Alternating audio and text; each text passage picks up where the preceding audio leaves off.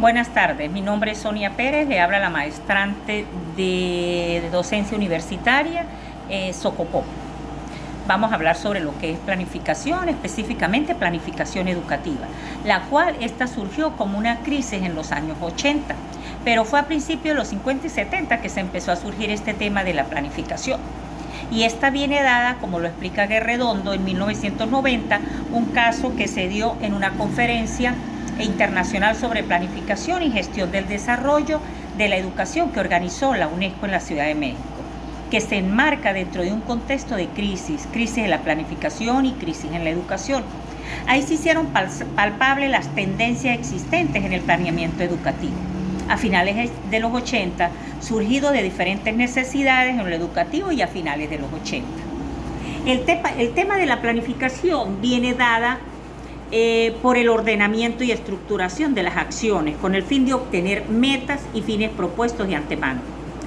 Tanto para la administración educativa, las metas y fines deben dirigirse a facilitar la formación de individuos que tiendan a una realización de superación personal dentro de una sociedad determinada. Por lo tanto, planificar es o debería ser, por lo tanto, un proceso consciente y adecuado al entorno en el cual se desenvuelven aquellas personas involucradas. Toda actividad de la vida diaria es necesario una planeación para el logro de metas y objetivos. De lo contrario, se estaría improvisando y dejando resultados al azar que acarrearía un margen de error y más aún de resultados inciertos. Así como los sistemas educativos de las naciones van sufriendo ajustes de acuerdo a las prioridades establecidas por los gobiernos en distintos momentos de la historia, la planificación de aquellos también se transforma para hacer frente a los desafíos de los cuales fueron planteados. Entonces, ¿qué importancia tiene la planificación en las instituciones educativas universitarias? ¿Cuáles son las características de la planificación educativa? ¿Qué tendencias están innovando la planificación educativa? Por lo tanto, Santos, en el 99, define la planificación como un proceso mediante el cual las instituciones van a desarrollar y alcanzar objetos que se han fijado y unos objetivos y planes para alcanzarlo, tanto una selección de actividades y control. Sin embargo, cabe señalar que la planificación se define también como una prevención y formulación de actividades que son necesarias para lograr los resultados deseados. Planificarse es pensar antes de hacer. La planificación constituye una herramienta esencial en la gestión de una directiva moderna en la actualidad. Y la ausencia de planificación estratégica puede decir que vamos a andar sin rumbo. Por lo tanto, algunos problemas son la diferencia existente entre una situación real y una situación que se desea. Así de simple.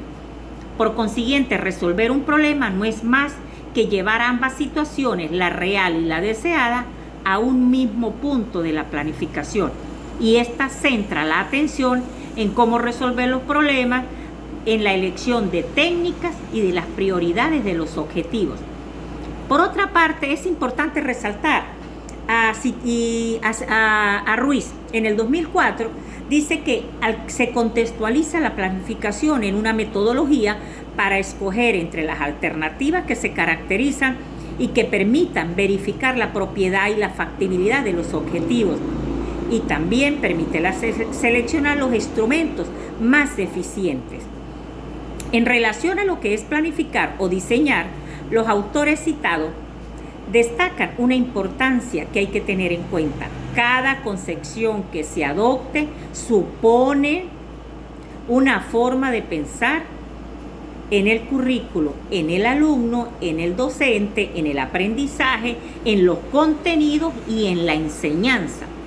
El enfoque de Matus dice que explica lo siguiente: la planificación corresponde a un trazado general de los aprendizajes que se espera lograr en un lapso determinado y asegurando al mismo tiempo una cobertura curricular del subsector. Entonces, en particular, cada docente, y esto se refiere al diseño de la práctica en una clase, implica una sesión que señala unos términos dentro de la planificación, que estos son evitar improvisaciones, dar una visión total y a la vez especificar la acción educativa, proporcionar continuidad de las actividades escolares, facilitar la distribución de los contenidos en un tiempo disponible, proponer actividades adecuadas a las características de los educandos, considerar las experiencias anteriores de los educandos y prever la utilización de recursos adecuados para lograr esto. Por lo tanto, para hablar de planificación se debe de tener claro unos principios que son racionalidad, previsión, utilidad, flexibilidad. Toda planificación debe ser flexible. Continuidad, injerencia. Aunado a todo esto, en el ámbito educativo nacional también se pueden establecer otros principios generales, que son el principio de participación, el principio de interculturalidad, el principio de equidad, componentes de la planificación y el principio de integralidad. Entre las características de la planificación, según Corredor, dice que toda planificación es un proceso permanente y continuo. Por eso la planificación debe de tener continuidad. Debe estar siempre orientada hacia el futuro. Busca la racionalidad de la toma de decisiones. Constituye un curso de acción escogido entre muchas alternativas. Es sistemática. La planificación debe de tener en cuenta unos sistemas y subsistemas que lo conforman. Es repetitiva, es técnica de asignación de recursos y es una técnica cíclica, quiere decir que va en un ciclo. Las tendencias están de hecho a postularse como unas alternativas y enfoques clásicos de la planificación. La primera de ellas es una planificación estratégica y de su origen.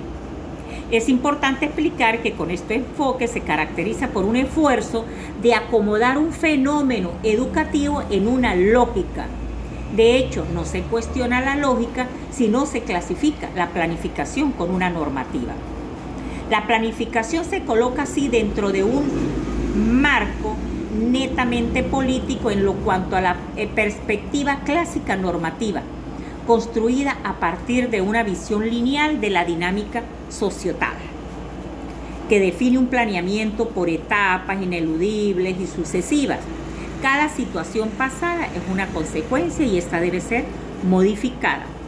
Los avances recientes de la investigación en educación muestran abordajes de unas tendencias pedagógicas.